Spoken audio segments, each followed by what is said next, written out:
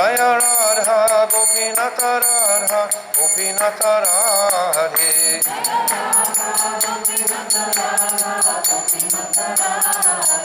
Jaya Radhe Jaya Radhe Jaya Radhe Jaya Shri Radhe.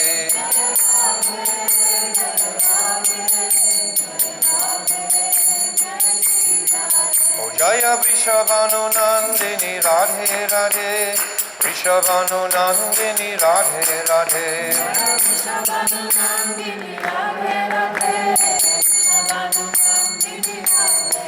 O Radhe Radhe Radhe Radhe Radhe Radhe Radhe Radhe. I first of all offer millions and millions of Dandavat pranams unto the lotus feet of my most beloved Gurudev, Nitya Leela Pravishta Om, Astau Tarasara Shishimad, Srila Bhaktivedanta Narayan Goswami Maharaj. And the same again, millions and millions of times, unto the lotus feet of our beloved Nitya Leela Pravishta Om, Astau Tarasara Shishimad, Srila Bhaktivedanta Swami Srila Prabhupada, and all the Vaishnav and Vaishnavi devotees of the Lord. Dandavat pranams. What is that noise? Outside, someone is selling something. Is it? So, this morning I want to begin a discussion or description of the Srimad Bhagavatam. The Srimad Bhagavatam is so vast, it's fathomless like the ocean. There are so many commentaries on the Bhagavatam, it's endless. Srila Jiva Goswami has given us his 6 Sandarbhas, and he's also written commentaries on his 6 Sandarbhas. Srila Vishnu Chakravarti Thakur has given us the Sa'artha Darshani, and Srila Bhaktivinoda Thakur has given us Krishna Samhita, so many others. Srila Krishnadas Kaviraj has also written commentaries on the Bhagavatam. So many of our Guru Parampara have written commentaries on the Bhagavatam. It's endless. So somehow or other, by Guru and Krishna's mercy, I've been blessed with an opportunity to present this Bhagavatam for the next 8 days. So I'll speak in the morning on the Tattva Vichar, on the foundation. Gurudev has described, and Srila Bhaktisiddhanta Saraswati Thakur has described, that the palace of rasa is built on the foundation of the Tattva. So the Siddhanta and the current, that is... Do you want to run outside and see if they can turn it down perhaps, or if it's just a shop selling something? There's some kirtan going. Oh, it's next door. Oh, so don't bother. Okay. We can handle the competition. Away? Like that? There? Okay. So, we should begin really at the end to get the clear link. What is the goal? What is the sadhya? What is this satyam paramadimahi? What is this supreme absolute reality that is about to be presented in the Srimad Bhagavatam? This Bhagavatam is a glorification. Srimad Bhagavatam itself means the glorious history of Sri Krishna. We have the Bhagavad Gita, which is the beautiful song of Krishna, and we have the Bhagavatam, which is the beautiful history of Sri Krishna. So there's a very beautiful verse, Krishne swaradharamo bhajite dhanama janadivi saha kalona sadrisham esha purana ko dunodita. This is saying that this Bhagavat Purana is as brilliant as the sun and has arisen just after the departure of Lord Krishna for his own abode. accompanied by knowledge, religion, etc. Men who have lost their vision due to the dense darkness of this age shall get light from this Bhagavat Purana. So this Purana is illuminating Kali Yuga. Kali Yuga is an ocean of faults, but this Bhagavatam, it's bringing us clarity and vision, crystal clear, and it's not contaminated by any material conceptions. Dhamma projita kaitavatra paramo nirmatsaram shatam. It's saying in the second verse that this Bhagavatam has no material flaws whatsoever. In conditioned life we have 4 flaws. There is Brahm, Pramad, Vipralipsa and Karanapatava. That we are illusioned, we have imperfect senses, we are prone to lie, and we are prone to cheat, Vipralipsa. So these are 4 defects of the conditioned consciousness. Our consciousnesses have been conditioned since time immemorial to believe that this external world and bodily conception that I live in is the reality. We think that because we give it so much time, so much of our energy. Even the devotees with knowledge still give the material external energy such abundance of time and respect in their lives, daily lives, because we're conditioned souls. But this Amala Purana, this Bhagavat Purana, this is not conditioned by these 4 conditioned defects. It's called Apurushaya. It's manifested from beyond this world. We'll go into the various topics of the Bhagavatam, one of which includes, the second which is called Visag. There's a beautiful verse and it describes the 10 stages within the Bhagavatam. Atra Sarga Vishagas Cha, Stanam, Proshanam, what's the next one? Proshanam, Uttaya, Manvanta, Esh Anukata, Niroda, Muktya, Ashraya. These are the 10 topics that are described in the Bhagavatam.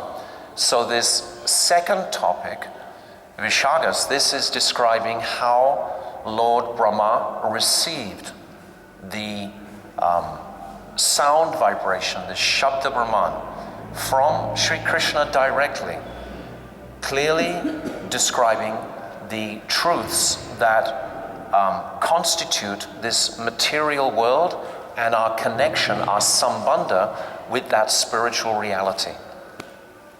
So, I'll just discuss something today of how Vedavyas, in his conversation with Narad, understood from being in trance the truth and topics of this Bhagavat Purana. So it's described how Parasaram Rishi, he was taking a boat across the Jamuna, and the boat lady was Satyavati. She was a fisherman's daughter, and she was rowing Parasara Muni, Rishi, across the Jamuna. And at that time, Parasara Rishi, he's a great enlightened yogi, mystic personality.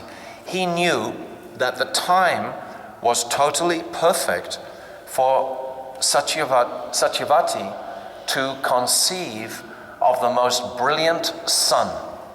He knew that through his mystic vision. He knew that if she gave birth at this particular conjunction of the planets, then a most extraordinary, wonderful, brilliant son would be bestowed upon her. Actually, this is a Shaktivesh avatar who is Vyasadeva. So in his mystic vision, he could understand that. So by his yogic potency, he created there was an island right in the middle of the Jamuna, and he created a fog around that island. And Satyavati was not married. So how could she have a relationship with a Muni in this way? So it's described that actually, just like when Suryadev approached Queen Kunti and kept her virginity intact, similarly, Parasara Muni kept the virginity and correctness of Satyavati's position totally intact, and she was able to conceive that child by the mercy of Parasara Muni, Parasara Rishi. So that child was conceived, and almost immediately that child grew to maturity. Practically immediately he grew to maturity. We hear many descriptions of this in the scripture. So this is also the case with Vedavyas.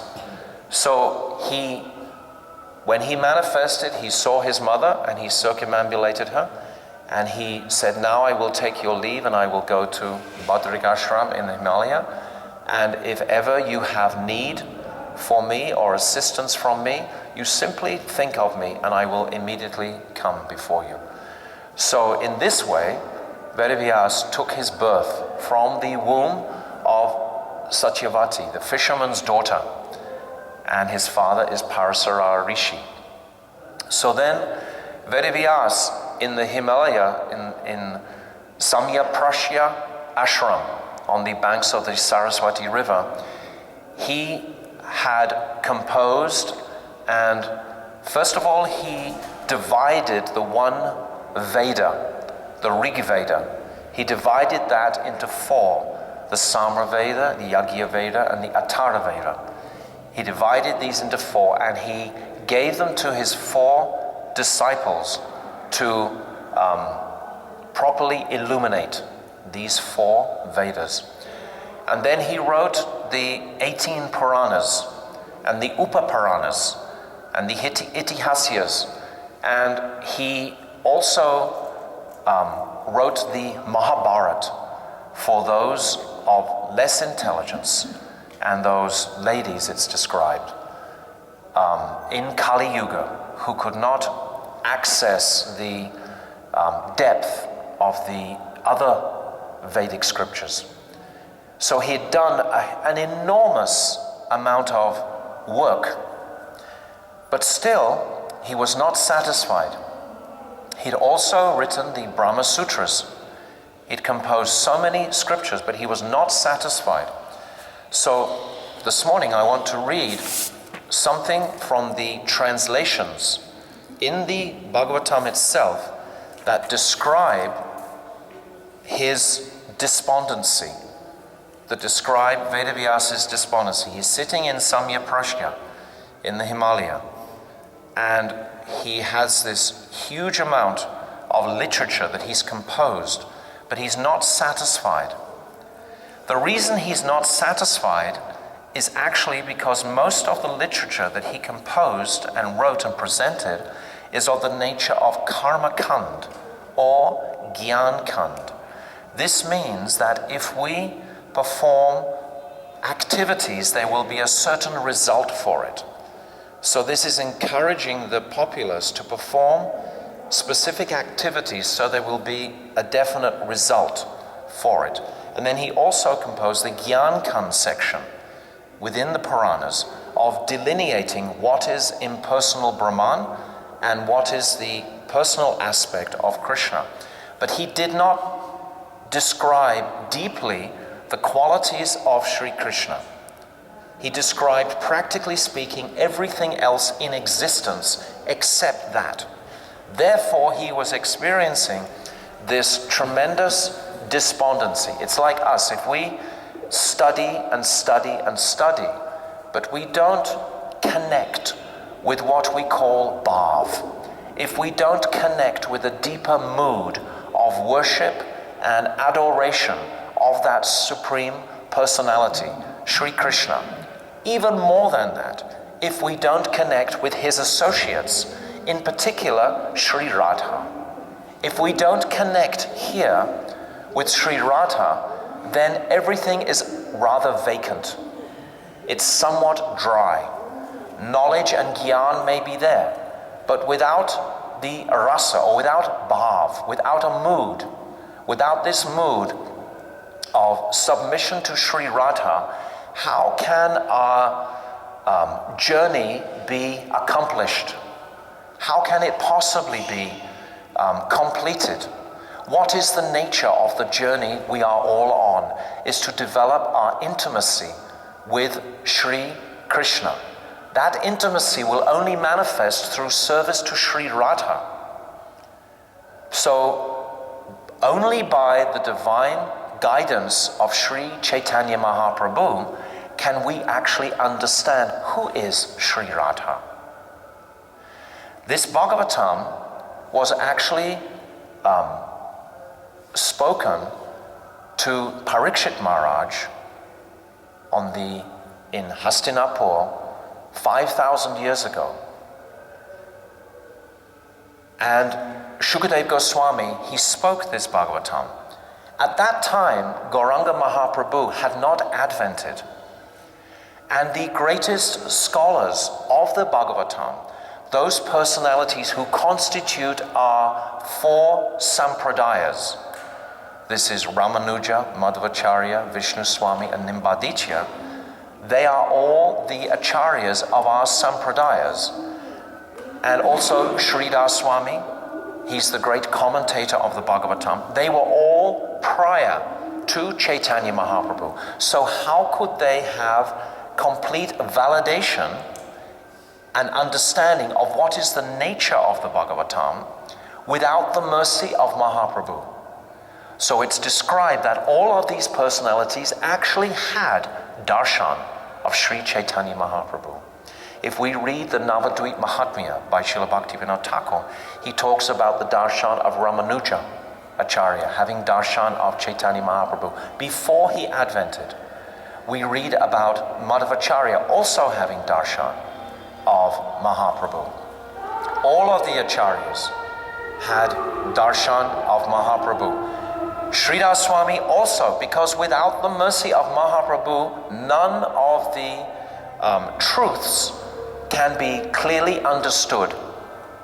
The ultimate truth of the Bhagavatam is to understand the nature of Parakiya Bhav. This is the ultimate reality of the Bhagavatam. I'm speaking many things all at once. I'm trying to make a very broad picture. Bhagavatam is so packed with so many aspects of reality. And I'm trying to make a very broad picture, and then I'll focus more clearly on the specific points. So, without the mercy of Mahaprabhu, we cannot understand the nature of Parakiya Bhav, therefore we cannot understand the actual nature of this Srimad Bhagavatam. It's described that the Bhagavatam is the Swarup of Krishna. Bhaktivedanta Swami Prabhupada describes in one of his commentaries that on every page of the Bhagavatam is Sri Krishna's footprint. And then Mahaprabhu, he studied this Bhagavatam under the guidance of Gadadhar Pandit, who is Sri Radha himself. Srila Gurudev has explained that when Mahaprabhu was in Puridam, every single day he would go to the Tota Gopinath temple, and there he would study, he would listen to Sri Radha describing these truths of the Bhagavatam. Ultimately, the Bhagavatam is only about glorification of Sri Radha. So who better to describe this than Sri Radha herself? Not even Shukadeva Goswami, Sri Radha's parrot, can describe the Bhagavatam with the same clarity and elucidation that Sri Radha can. Those very fine truths contained within the moods of the Bhagavatam. This is this mood. This is the place the devotees want to reach, this bhav, without a feeling, without a mood, without this bhav, then it's somewhat dry. We have to pray by the process of our chanting Hare Krishna, directly by the mercy of Chaitanya Mahaprabhu. This bhav will arise in the aspiring sadhak's heart to appreciate deeply Sri Radha's presence within every verse. Gurudev says not only every verse, not only every line, not only every word, but every single letter is soaked in Sri Radha's mood and bhavs of this Bhagavatam. This is how powerful is this Bhagavatam. And somehow, by the most immense fortune, we have all received this Bhagavatam in this birth. We are all hearing the truths from this Bhagavatam. The truth about Sri Krishna and everything conceivable about his relationship with this world, his relationship with the jiva, his relationship with those aspiring bhaktas, his relationship in the sweetness of transcendental prem and love towards himself and towards Sri Radha. So all of these truths are contained in the Bhagavatam. So now we come back to the Samya Prashya ashram in the Himalaya mountain range. And I'm just going to read some of these translations and you'll get an idea of the truths. Some of you may not have studied the Bhagavatam sufficiently. No one can think, yes, I've studied the Bhagavatam sufficiently. But we should taste something of it every single day of our lives to be developing a mood of gratitude for this tremendous literature that we've been given. So now, these are some of the translations. I'll just read through. I won't read the Sanskrit, it'll take it too long now. So we only have such a short amount of time, really. So Sutta Goswami. Now, again, to develop the picture, which is what I'm trying to do today in this first class, I'm trying to make a picture of the Bhagavatam for us to see. So now I've described Vedavyas and his birth. I've described his despondency. And now we have to see how is this narration set forth within the Bhagavatam. Actually, within the first canto of the Bhagavatam, there are 19 chapters. And Shukadev Goswami, he only makes his appearance in the 19th chapter. He comes at the very end of the first canto. So up until this point, the sages, the great sages who have gathered at one place called Naimisharanya, they gathered before the departure of Lord Krishna. And they gathered together to perform a yajna for 1,000 years. There were 60,000 sages, and they gathered at Naimisharanya to perform a yajna that would offset the prevailing negative influences of Kali Maharaj. We are all so familiar with this horrendous world of that is controlled by Kali Maharaj. And these sages, 5,000 years ago, understood what was about to come. They could see in their vision. So they gathered together and they performed great sacrifice. At that time, initially, Ramaharshan, he was presiding over that assembly. And then Baladev Prabhu, on his pilgrimage, he came to that assembly. Naimisharanya is a very sacred place. It's the place where Lord Brahma, in his meditation, Lord Brahma conceived of the whole cosmic manifestation as like a wheel. And the very center and hub of that wheel is Naimisharanya. We can go there today on pilgrimage. It's a very powerful, powerful place. So at that place, this is where all the sages, 60,000 sages, they gathered. And then Ramaharshan, he was the Mahant of those sages. And then Baladev Prabhu, he came, and they all very dutifully acknowledged his glorious, great position, Baladev Prabhu, and they all stood and glorified Baladev Prabhu. And then when Baladev was seated, he noticed immediately that Ramaharshan, he had not honored Baladev Prabhu. And Baladev Prabhu, even though he had neglected the whole Kurukshetra war because of a feeling of not wanting to commit so much violence continually, which was about to take place at Kurukshetra, he had taken this pilgrimage instead. But nevertheless, he didn't stop his destined duty of chastising anyone who didn't properly follow these Vedic injunctions. So when he saw Ramaharshan, he was very unhappy at heart, and taking just a blade of kusha grass, he just touched him and killed him.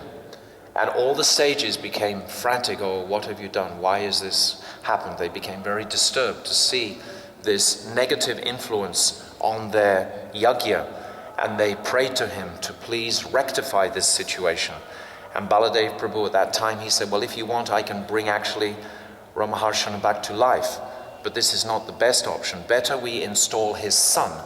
The son and the father, in one sense, are exactly the same. So he installed Sutta Goswami as the spokesman for all those sages at that time. And with Sutta Goswami installed, then all the sages together, they had as their spokesman Sonaka Rishi. Sonaka Rishi was representing the mouthpiece, so to speak, of all the sages, and he was asking questions to Sutta Goswami. Sutta Goswami himself had been present when Parikshit Maharaj had received this knowledge directly from Shukadev Goswami. So Sutta Goswami had heard that Bhagavatam recited directly by Shukadev Goswami. So he was in full knowledge of all these truths. His father, Ramaharshan, was actually a disciple of Vedavyas. So Sutta Goswami, being fully qualified, having heard from Shukadev Goswami, received the questions from the sages, headed by Shonaka Rishi. So this Bhagavatam is a conversation within a conversation, and then it has conversations within there also. It's wrapped up very, very beautifully with all these extremely elevated personalities. So now Sutta Goswami is describing to the sages, to Sonaka Rishi and the other sages, the predicament of Vedavyas at Samya Prashya. He's describing how Vedavyas was feeling this despondency. And at this time, he describes how Narad Rishi, who is the guru of Vyasadeva, immediately appeared, sensing Vyasadev's despondency. So Sutta Goswami said, thus the sage amongst the gods, Narad, comfortably seated and apparently smiling, addressed the Rishi amongst the Brahmanas, Vedavyas. So I like to read these translations directly because they're so beautifully written and they're so powerful. If we just listen to some of this, we'll get a picture, we'll collect an atmosphere of the beginning of this great literature.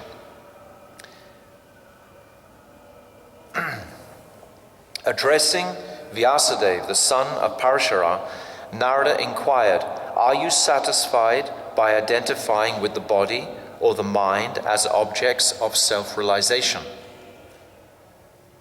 Your inquiries were full and your studies were also well fulfilled, and there is no doubt that you have prepared a great and wonderful work. The Mahabharata, which is full of all kinds of Vedic sequences, elaborately explained. So now he's glorifying Vyasadeva. You have fully delineated the subject of impersonal Brahman, as well as the knowledge derived therefrom. So this is, as I explained before, Vyasadeva had composed these Puranas in a mood of Gyan Kand. Gyan Kand. Kand means following the precepts of Gyan, knowledge. It's not Vigyan. It's knowledge about the absolute reality. Knowledge of impersonal Brahman. Srila Vyasadeva said, all you have said about me is perfectly correct. Despite all this, I am not pacified. I have therefore questioned you about the root cause of my dissatisfaction, for you are a man of unlimited knowledge due to your being the offspring of Lord Brahma. Narad is the son of Lord Brahma, who are self-born without a mundane father or mother. So Lord Brahma doesn't have a mother or father. My Lord, everything that is mysterious is known to you. Vyasadeva is saying this to Narad.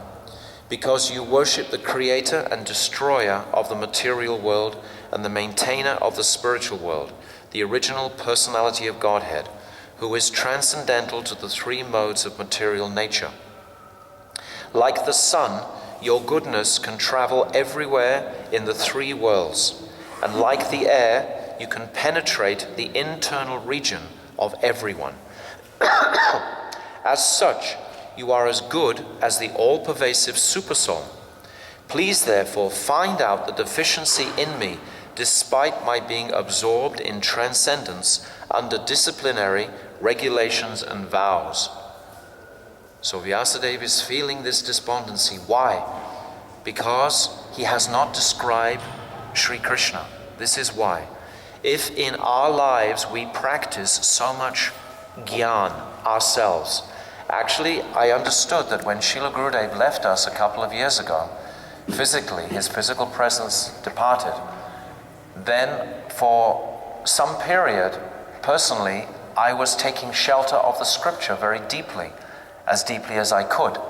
But then I realized that without the potency of Sri Guru in a way that brings to life the personality of Krishna and Sri Radha, then just so much study is very dry.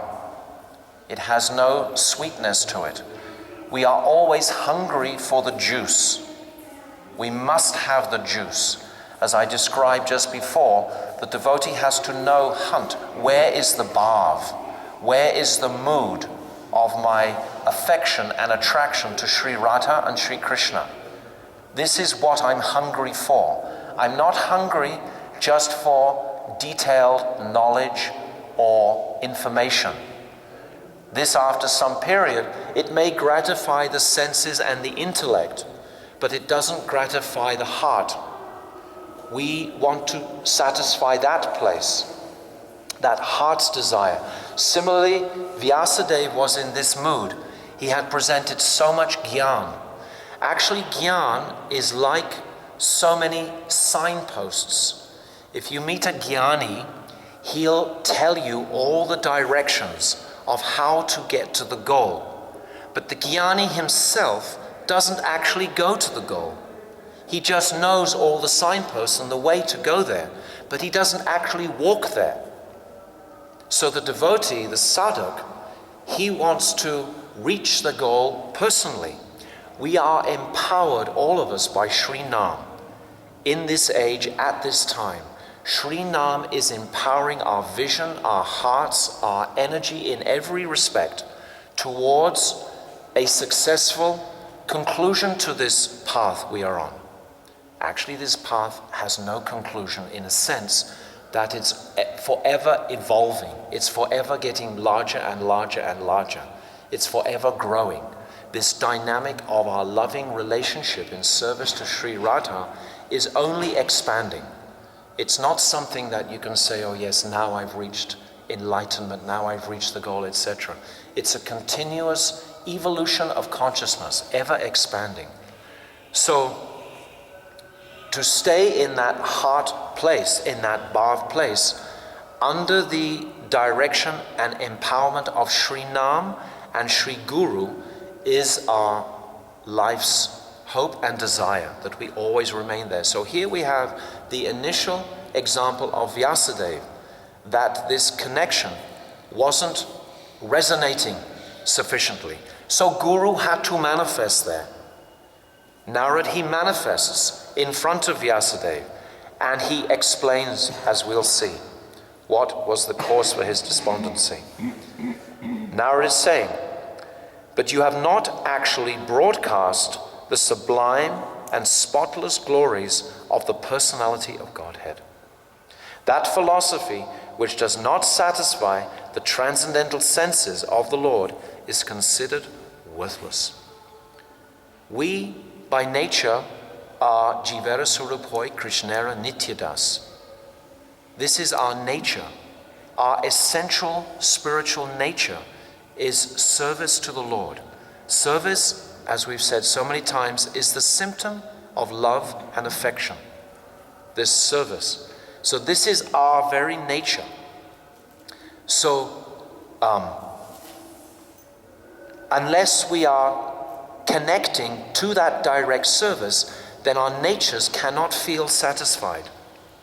Maybe materially something is okay in our lives, but unless our souls are receiving nourishment.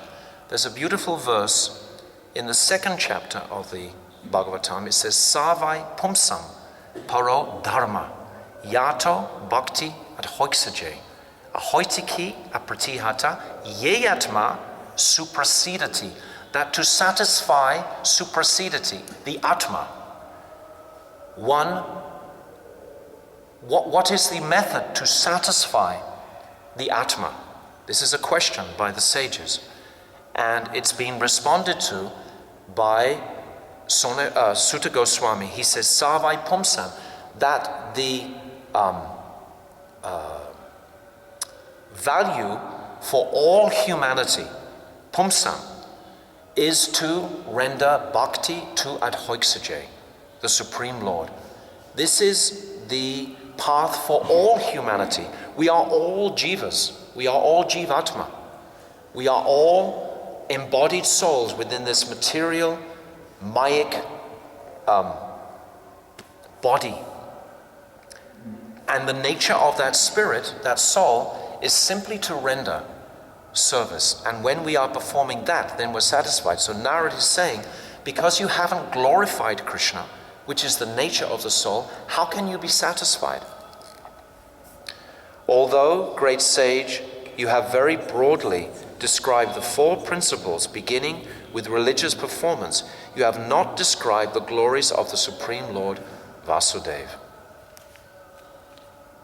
So you can describe all kinds of religious rituals, you can describe all kinds of, Gyan Kand, etc. But unless you demonstrate or show that supreme loving Lord, how can your heart be inspired?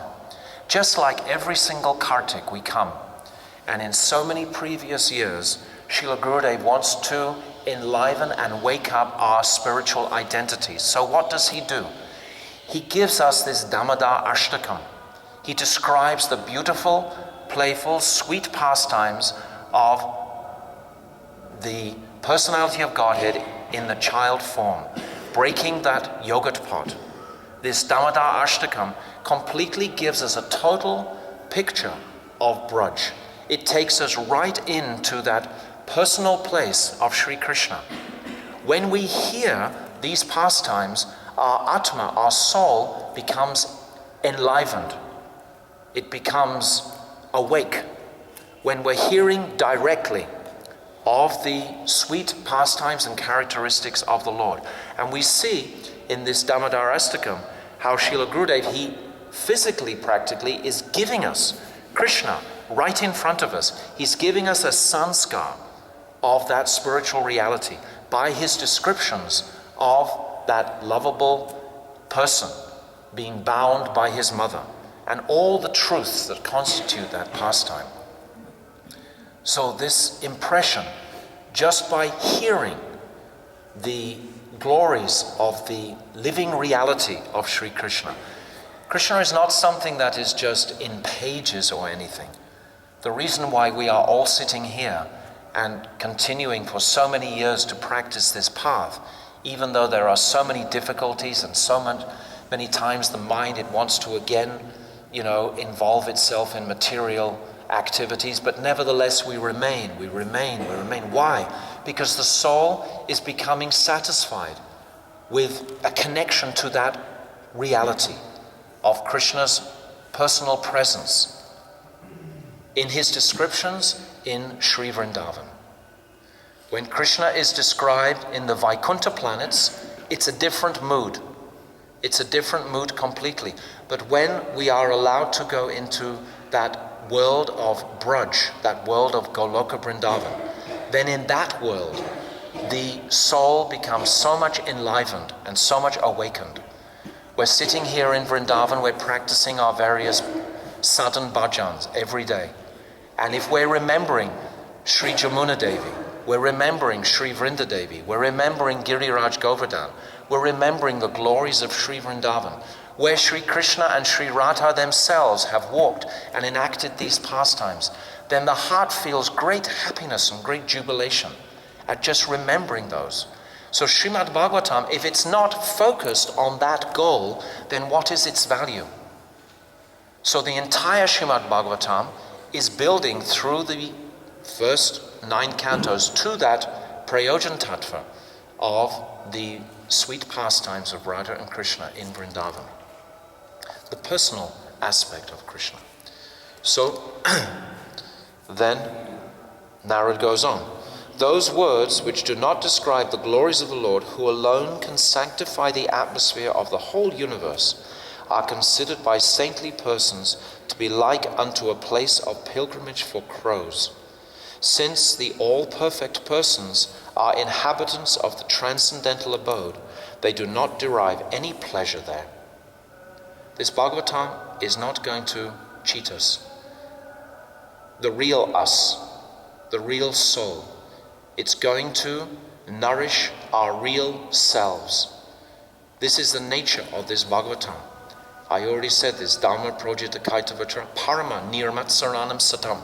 It's not a cheating presentation, because it's not anything about the bodily situation. It's describing what is the bodily situation and how useless that is in comparison to the spiritual place of consciousness that we can very easily connect with. If we simply follow the guidance of Sri Guru, we follow the instructions of the practice that he's given us, we take this invaluable jewel of Sri Nam, so simple to chant daily. We fill our time, our lives, our mouth, our ears with that sound vibration. And in this age, this Mahamantra is empowered more than any other age. It's directly empowered to relieve of these material difficulties so that we can very quickly actually enter into the sweetest part of Brajadam, in our service to Brajadam, in our recognition of who is that personality who creates Brajadam, who has his pastimes in Brajadam, that personality. Narad goes on the other hand, that literature which is full of descriptions of the transcendental glories of the name, fame, forms, pastimes, etc., of the unlimited Supreme Lord, is a different creation, full of transcendental words, directed towards bringing about a revolution in the impious lives of this world's misdirected civilization. Such transcendental literatures, even though imperfectly composed, are heard, sung, and accepted by purified men who are thoroughly honest. Thoroughly honest. This means that I am not paying so much significance to my material situation. That is secondary. My heart and soul is actually wanting to nourish this spiritual consciousness, to understand what is my sambandha with Krishna, with this material world, with the Vaishnavas, with Sri Guru, with Sri Radha, ultimately. All of our Guru Parampara are all showing and giving us the direct names of their spiritual personalities. They are all maidservants of Sri Radha. When we glorify Guru, when we think of Guru as Radha's Saki, Radha's Manjari. This is who is Guru. Guru has surrendered heart and soul. Radhika Charana Rena, Bhushana Koriya Tanu. What's it? Anaya Bilas, Anayase Kabe Giridhari. That when one surrenders and comes close to Sri Radha, this is how we acquire that Giridhari. Through this process. So we have Rupa Manjari, Vilasa Manjari, Rati Manjari, all of the Guna Manjari, Kamala Manjari, Vinod Manjari, Radha Raman Manjari, all of these personalities are our line. This is our heritage. We are sitting very, very, very safely under this umbrella. All of us. We have the highest Siddhanta and truth, and we have the sweetest opportunity to actually realize what is the nature of this Gopi Bhav. This is our heart and soul. There's a beautiful verse I should say at this point that is also included in an introductory presentation of the Bhagavatam. Aradayo Bhagavan Vrajesha. Srila Vishwanath Chakravarti Thakur has capsulated this entire philosophy. Aradayo Bhagavan Vrajesha. Who is that supreme? Satyam Paramadimahi. Who is that supreme? It is Brajendra Nandan Shri Krishna. He is most worshipable, along with his Dham, Sri Vrindavan. Aradayo Bhagavan Vrajesha. Tanayas Tad Dhama Vrindavanam. And who are those souls, great souls, who worship that Supreme Person with the most excellence? Ramya Kachit Upasana Vraja Vardu Vargena Vakalpite. The gopis of Braj, the Vardus, the young wives of the Vrindavan Gopas. They worship that Supreme Lord with the most highest example of pure attraction ever seen, ever in existence. This has the potency to control that personality who is controlling all the worlds. Madan Mohan, he controls the world, but Madan Mohan Mohini, she controls that Sri Krishna. This is the power of the gopis. They control Sri Krishna. And then this Srimad Bhagavatam Pramanam, Amalam Prema Pramato Nata. This Srimad Bhagavatam is the Praman to support these two essential truths. That who is the Supreme and who are those who worship the Supreme. Who are those most exalted who worship the Supreme? The gopis.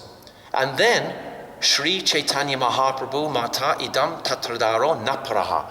That it is the opinion of Sri Chaitanya Mahaprabhu, because without the Mahaprabhu conception, without the Gora conception, without Gora Tattva, without understanding that, we cannot actually access the highest fundamental reality. So I'm trying to make a picture, the entire picture. I'm saying it all at once. I'm sure I've missed out so many things simultaneously, but I'm just trying to press all the buttons simultaneously to see the entire picture, which is all contained in the Bhagavatam. This ultimately, Radha Dasyam, is the ultimate perfection for the sadhak jiva residing in this world at this time. It is not just to worship that Supreme Lord in a mood of awe and reverence. This Raganuga Bhakti, which is described by Chaitanya Mahaprabhu just in his very personality. Mahaprabhu is calling out Sri Krishna, Sri Krishna. He's taken the mood of Sri Radha. Radha Krishna Pranaya Vikriti Kladini Shakti Asmad Ekatvanav. This Radha and Krishna have become one in the body of Mahaprabhu. Non-different. Gora and Krishna, non-different entirely. So under his guidance, we are understanding what is the goal and aim and object, the absolute reality of this Bhagavatam, which ultimately for the sadhak is Radha Dasyam. So Vyasadeva, he didn't describe this. This is not in the descriptions that he gave. The descriptions that he gave were, as I described, were of Gyankand and Karmakand. Narad goes on, knowledge of self-realization, even though free from all material affinity, that means liberation, does not look well if devoid of a conception of the infallible Lord. Unless there's a personal conception very powerfully presented, then actually everything is, even though you may have some wonderful mystical experience, you may be liberated from all the material sufferings, etc. of the world. But unless we have that connection in love and affection to Sri Radha and Krishna, it's nothing. It's completely useless. You may have all the mystic potency in existence, but what is its value without love? Without that affectionate feeling, what is its value? It may be very great, it may be very impressive, but what is its value without that sweetness of direct seva, bhakti, to Sri Radha and Krishna? It has no value. It's just empty, void. So we see this, what is Narad saying here? O Vyasadeva, your vision is completely perfect. Your good fame is spotless. You are firm in vow and situated in truthfulness. Vyasadeva is Shaktivesha avatar. Krishna himself, performing this pastime. He had the capacity, the brilliance to capture all of the knowledge practically in existence and present it when he divided the Veda. All of the knowledge of time, space, elements, etc. Everything.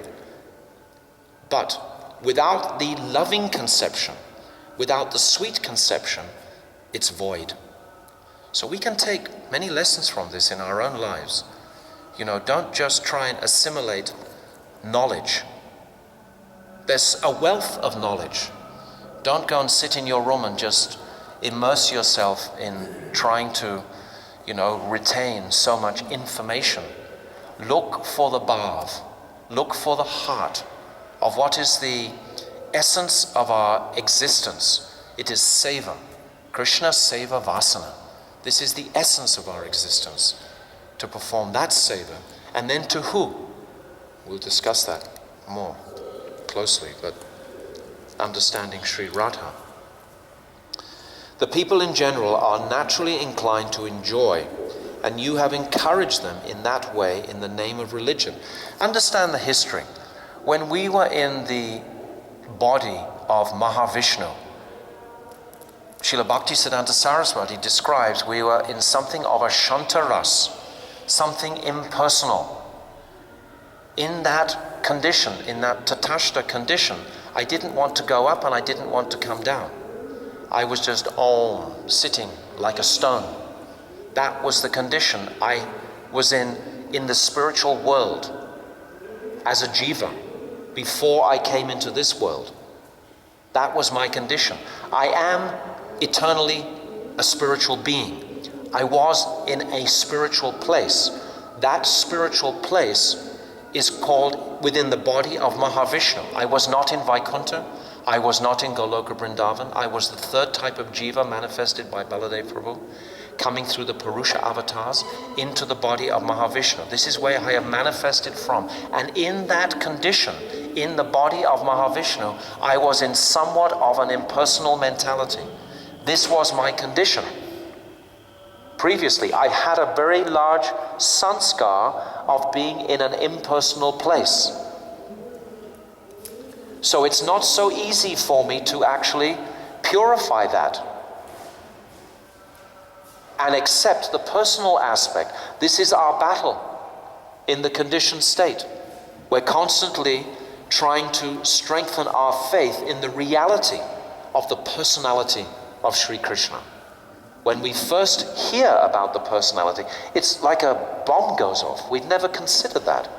We'd never considered deeply the Lord as a person before we really took to this devotional practice. But this is what this devotional practice is all about. Not only accepting the person, but accepting my relationship with the person on all levels. So this is our path of purifying this impersonal mentality. So Narad is accusing Vyasadeva of somewhat solidifying those various impersonal tendencies, in fact. Because he hasn't presented the personality sufficiently previously. This is his despondency. Even though he's done everything in the mode of goodness. Tirtha, if you have any question, if I'm saying anything that you think can be elaborated on, you immediately tell me. Don't tell me afterwards that I shouldn't have said this or this or this. I won't listen to you. Okay? The Supreme Lord is unlimited. Only a very expert personality, retired from the activities of material happiness, deserves to understand this knowledge of spiritual values. This is like all of us here. We're all sitting in Vrindavan. We've all given up whatever material situations we were in. We've come to dedicate a period of our lives to the service to Radha Gopinath, to Mahaprabhu, to Srila Gurudev, to Sri Vrindavan Dham itself. And we've given up these material activities. So we have become qualified to understand this knowledge, to receive this knowledge. Now, to retain it depends on our practice. If during our time in Vrindavan, our practices become very carefully strong, we don't waste a single second. What is the first stage of bhav is kshantya, and then the next is avyakta kalatvam, not wasting a moment. If you're privileged, if you're given that great privilege to live in Sri Vrindavan Dham, then don't waste a moment of this valuable time. But drink deeply all of the appreciations we can of the Dham and the holy name. Because this is what we may need we have no idea where time will take us in this birth, where we may have to, move off to at different times. So we should be building like a treasure house within our hearts of these truths. And that treasure can be protected very easily by our sadhana bhajan, by our various practices. If we practice very carefully, that is what we need in the future. That is what will always keep us strong. I had a friend recently in England, and they left, they lost faith in the spiritual path. And because they had never really performed very much sadhana, or they had no strength, they had no support, they just flopped. They had not built anything strong around them to actually take care. Our security is in our purity, in nothing else. Don't think you will find security in anything else except your purity. Your purity is surcharged by our practices, our daily practices. This is what it's giving us. It's giving us a very good foundation. But that practice must be focused constantly on the Supreme Lord, on His pleasure, not on my comforts, not on my peaceful mentality, not on my little nice situation. Don't be thinking about that as a priority. Krishna can arrange a much nicer situation for us if we allow him. But if I am thinking I am trying to manipulate my own, situation, it will never be as good. We must develop this quality of detachment. This is part and parcel of the whole journey we're on. It's the next quality of bhav. Kshantya, avyakta kalatvam, not wasting a moment. Then viraktya, detachment, is the next one, detachment. This will all be described in the Bhagavatam, in the 11th canto. This is in the Naroda section. This is all described beautifully there.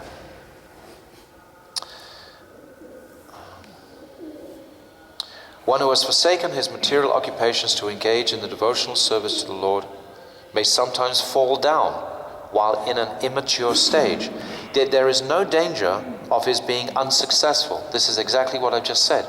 If you take some practice while you're here and shelter of your sadhana bhajan, then if there become some challenges in your life later, you can take shelter of that practice where you have done. You can make it like a sanctuary. Never ever let it go. You hold it forever and develop that beautiful garden of affection and attraction to Sri Radha and Krishna in the heart.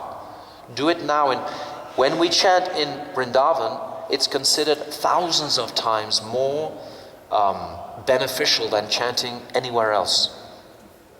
So Vrindavan Dham is very much a part of our whole practice and package, so to speak. Pray to be here. On the other hand, a non-devotee, though fully engaged in occupational duties, does not gain anything. I just want to get to the last part of this. This is from the Bhagavatam. Sorry, this is from the first canto, chapter 5. First canto, chapter 5. Do you have it for us? Yeah, we can make copies today. It's very, very wonderful too. We're trying to fix our balance here. I've been trying for the last month. I've known that I was going to be I've never spoken on the Bhagavatam the way I'm being given the opportunity to do here now, today, for the next 8 days. I've never had that opportunity.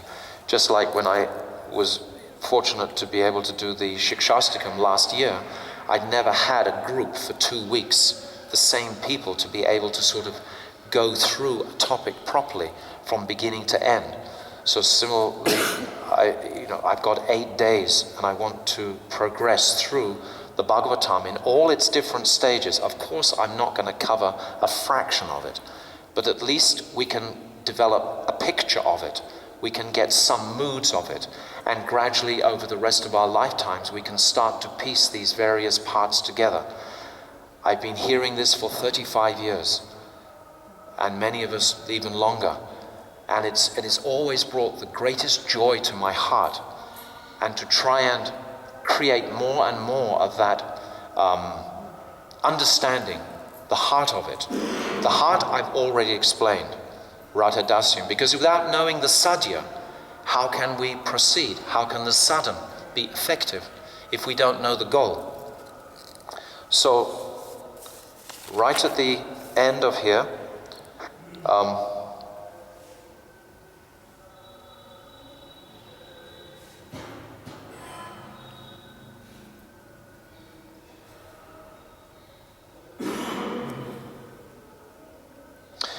your goodness has perfect vision. You yourself can know the Supreme Lord because you are present as the plenary portion of the Lord. Narad is directly saying you're a Shakti Vaishya avatar to Vyasadeva. Although you are birthless, you have appeared on this world for the well-being of all people. He has no birth really because he is Shakti Vaishya avatar. Please therefore describe the transcendental pastimes of the Supreme Lord, Sri Krishna, more vividly.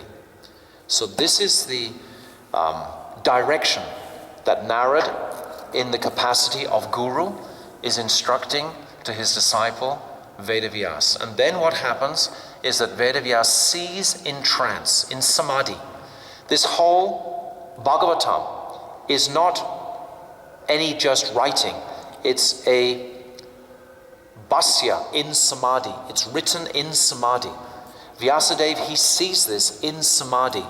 We also, as even young practitioners, can experience some type of samadhi during the day, some type of trance-like condition during the day.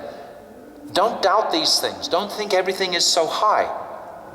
It is high. At the same time, we have the eligibility and the stamp to access it.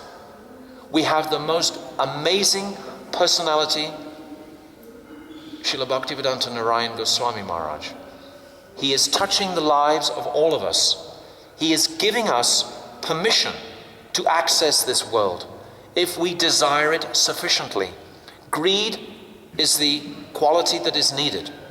So don't doubt if you have various experiences, and become more enthusiastic, more greedy day by day to actually enter into this samadhi, into this trance-like place. We should, some of the time, some moments even of the day, experience this mood. I remember once in New Zealand I was calling them wows. Like in the day, you have a certain like, wow, like that, you know? Like we want 3 or 4 or 5 of those a day, just to keep us nourished. And where do you get those wows from? From chanting, from hearing the scripture, from having darshan of Thakurji, from being in the association of affectionate devotees who want to also discuss these pastimes. So now it's 9:05. If you have any questions, please write them down. I love questions more than anything. As I travel, just a minute. As I travel around, I ask all the devotees to please don't give me money or different things like this, but give me questions, because on questions I also will understand more deeply. But now it's 9:05, and who's this other two? Thakurji, Jaya, Radha Govindaji, Gopinath. So I wasn't going to take questions at this point, but if you write the questions down, maybe I'll just take one question because you're very eager, but most of the questions, just please write them down and we'll discuss the questions at another time. Usually, when I speak, personally, my style of giving classes is to accept questions all the time. I like to have very interactive exchanges with the people that I'm speaking to. But at this particular point, doing this particular topic of the Bhagavatam, I have got so much to say that I don't have time during this time for the questions really, because they'll roll on for so long. If they're just very detailed points, then very simple. But I want to cover a lot of points, so I don't want it broken up through. So now we've finished the class, so time is finished. And what I want to do, with your mercy, is to every evening speak on just the 10th canto. The 10th canto is the prayojan. The 10th canto is the goal. The beautiful effulgent face of the Supreme Lord is the place we are becoming more and more attracted to moment by moment. This is where I'm going. I want to reach that place. I want to understand what is that Radha Dasyam. So in the Prayojan Tattva, the 10th canto, all the 9 cantos, they lead to that. The 11th is the Abhideya, and the 12th is like a summary. The 11th will give us access into the Prayojan. So I wanted to discuss the 5 Geets, the Venu Geet, Yugal Geet, Gopi Geet, Brahmara Geet, and Pranaya Geet. So something of this, obviously you can't in 1 hour really touch so significantly. But if I can just describe a little bit of these very special sacred pastimes that are the conclusion of the Bhagavatam. This is the conclusion that Vyasadeva is giving us. This is the full heart of it. This will give us the bhav. Without the bhav, it's nothing. We want this bhav. What's this verse? Nigama kalpa taro galitam phalam sukhamagad amrita dravam samyutam pibata bhagavatam rasayam alayam mahur aho rasik bhuvi bhavuka. That Shukadeva Goswami, it's been described that this fruit is so juicy, it's so tasteful. This Bhagavatam is so juicy and tasty. Why? Because it has the Supreme Lord as its conclusion. And it's saying, "O expert and thoughtful men, please relish this Srimad Bhagavatam. Relish the nectar, the juice of this Bhagavatam." So the juice is in the 10th canto.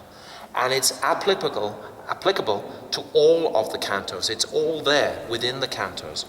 And we have to go through them, because you cannot build this palace of rasa unless you have the foundation of the tattva supporting it. You can't just have a palace in the sky. Otherwise it becomes very bewildering. You become like just off your head kind of thing. Just to put it simply. If you haven't got your feet fixed. And there's so much conclusion that we can discuss. Okay, so I just take that Didi, you had that? Just one question? Just quickly. What? Huh?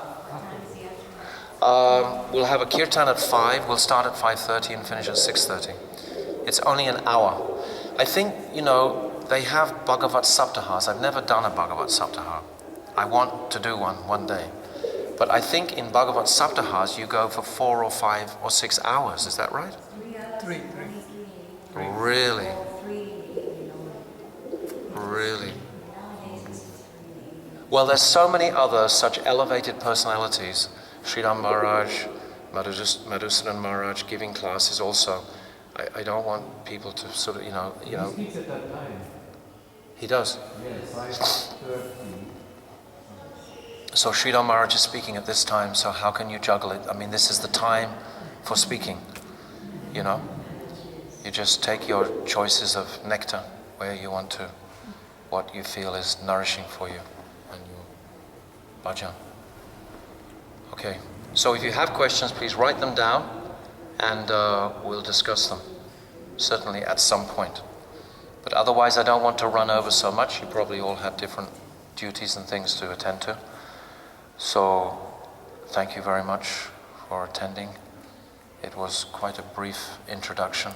There are more aspects to the introduction, but tomorrow I want to begin the first aspect of creation, which is according to this map we see. This is all what is described. I'm describing these to try and give us a structure, to try and give us like a necklace of what is in the Bhagavatam. If some of you haven't studied or read or absorbed yourself so much in the Bhagavatam in this life, then I'm trying to make it easily accessible by just showing it step. Last year I did the Dasamula and just tried to make a structure for us to access, and it seemed to have some success. And I want to do a similar thing with the Bhagavatam, just how we can access into the various topics there and see its cohesiveness together. Srila Gurudev ki jai, Srila Prabhupada ki jai, Radha Gopinath Ju ki jai, Sachinandana Gaurahari ki jai, Gaur Premanandi. Hare Krishna, Krishna Krishna, Hare Hare, Hare Krishna,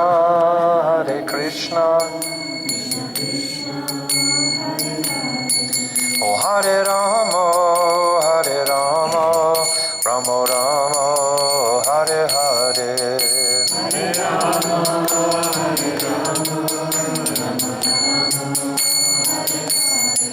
O Hare Krishna, Krishna Krishna, Hare Hare, Hare Krishna,